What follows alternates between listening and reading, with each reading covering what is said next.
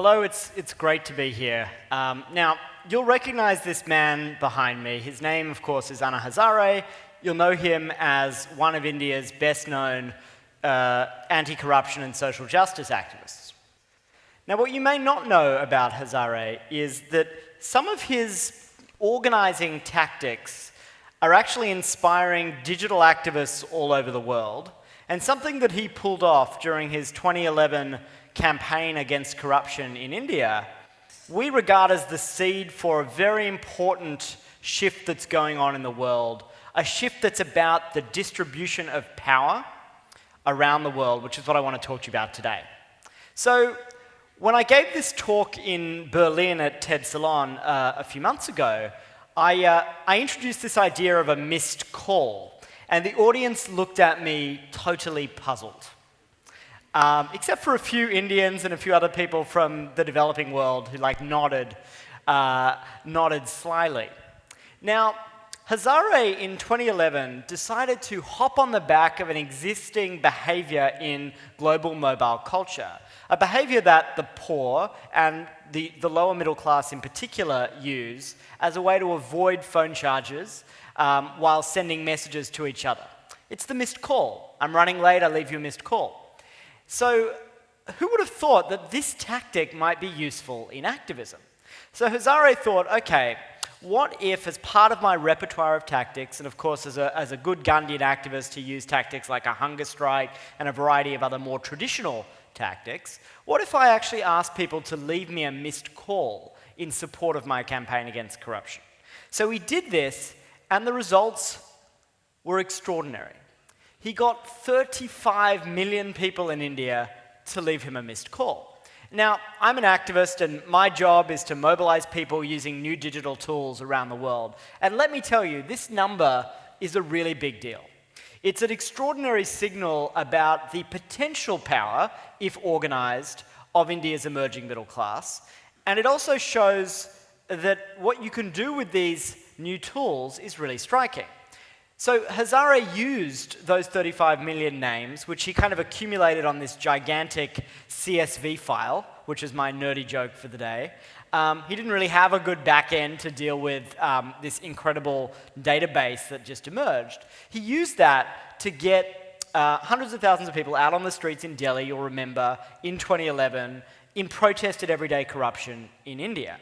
And even though he didn't get everything that he wanted, and many of you will disagree with some of his goals and tactics, he did send a very powerful signal about corruption and helped to fuel a major national debate. So more on this in a moment. But for now, this is me at age 12. And, it has to be said that I was a very, very intense young man. I went around the world campaigning on global issues like climate change and nuclear non-proliferation and global poverty, but when I was from the age of 8. And I met Nobel Prize winners and world leaders, and I had this whole crazy agenda of change. And when I was a young activist, my tool of activism was this: the facts. And, back in the day, in the early 90s, that was a way to get a message out and to pressure decision makers, in the same way that today we use much more advanced tools. Let me give you a little example. This was 1991.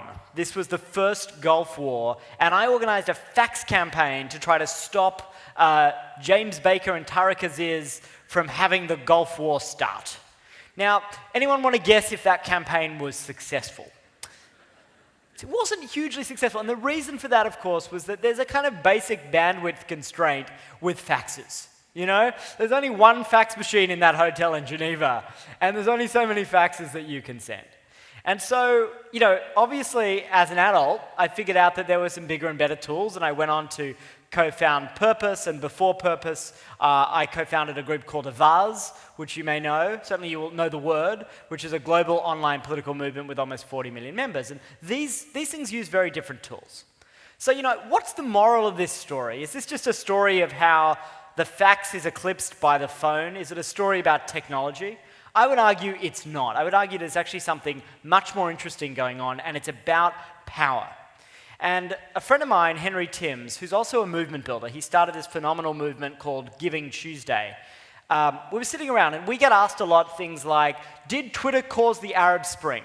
Where the debate is always about technology. And we decided, let's think about what's actually happening in the world today. Let's think about how power is shifting. So I want to introduce you to this framework, and it's also going to be published in Harvard Business Review in the December issue, so I'd encourage you to dig deeper then. I want you to meet new power. New power is a description and a framework of the shifting distribution of power in the world today. And let me tell you a bit more about it. Old power is held like a currency. It's scarce, it's rare. New power works like a current. Old power is held by a few, whereas new power is made by many. Old power is all about download as an operating principle. New power is upload. And there's a set of characteristics that you can trace that define these different structures of power. And you see new power all over the world. Beppe Grillo is the Italian blogger who won more than 25% of the votes in Italian elections a couple of years ago with nothing more than a blog and a very minimal political apparatus. Airbnb is an extraordinary example of a new power model. It's a model that relies on not a single square foot of real estate, and yet it's totally transformed and disrupted the hotels industry, and millions of people are using it instead of hotels. Kickstarter is a crowdfunding site that you'll know has raised over $1 billion, again using a decentralized, peer-driven, made-by-many model. So here's what new power isn't.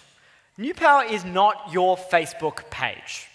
And a lot of people mistake using social media as understanding and using these new tools of power.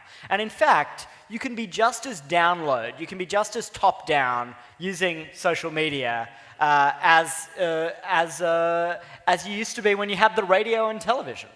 New power is not inherently positive. There are times when this mass mobilization, mass participation, peer coordination produce bad outcomes. And in fact, some of these models are frankly not applicable to sectors like, say, the medical profession, like the act of doing a surgery, where we don't really want to crowdsource that activity. And new power is not the inevitable victor. Just think right now about the epic struggle happening between Edward Snowden and the NSA. We don't know who's going to win that fight. So we're at the beginning of a very steep curve. And the one thing to remember is that many of these new power models are in their infancy.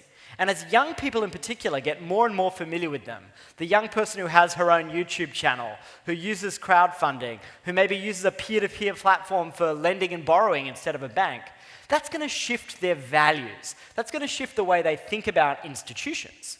And so this is an early sketch at what new power values look like. Values like a belief in transparency. Now, let's be honest, not everybody always believed in transparency, and a lot of old power thinkers still don't, right? They actually think that gentlemen should get together behind closed doors and make genteel agreements, and they prize confidentiality. But transparency is intrinsically a new power value, and it often produces better outcomes, but maybe not always. New power is also more affiliative, but also more fickle. Proponents of new power love to join. They'll join everything, right? But they won't necessarily commit.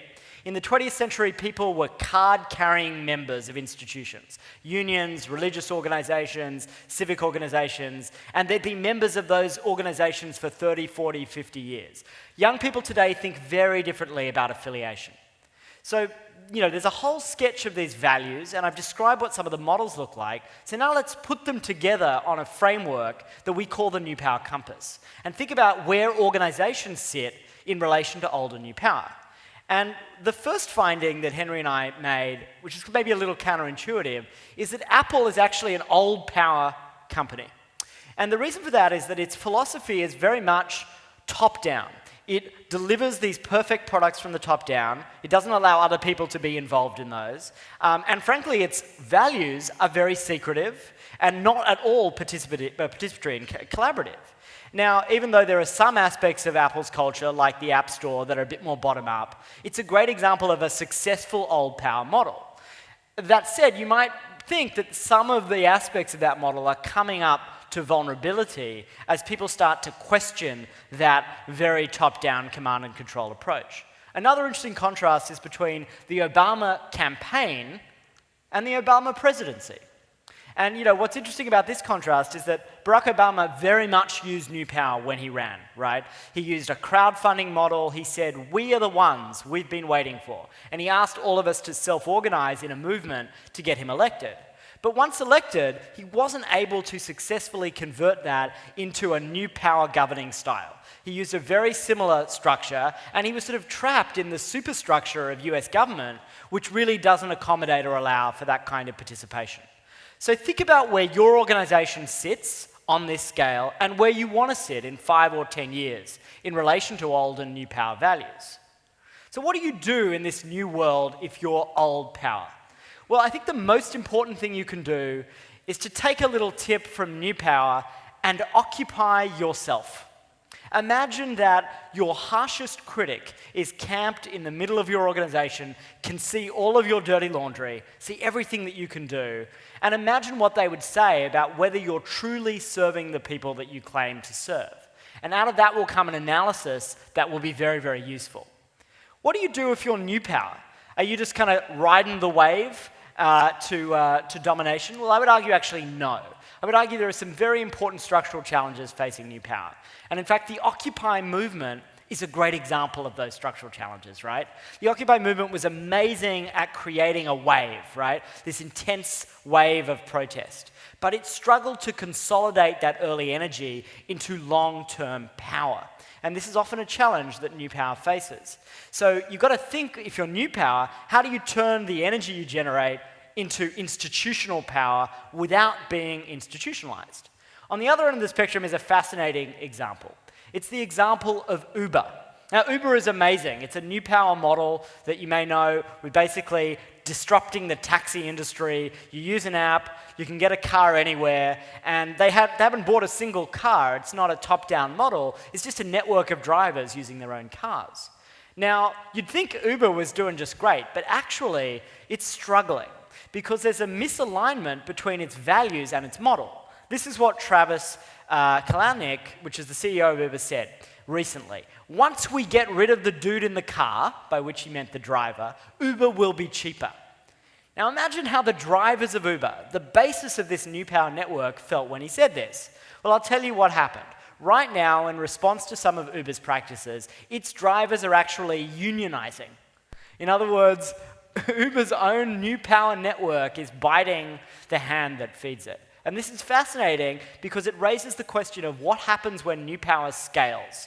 What happens when it raises more than $1 billion in the financial markets, as Uber has done? Will it really be able to serve its new power network, or will it ultimately have to serve the broader old power superstructure in which it operates?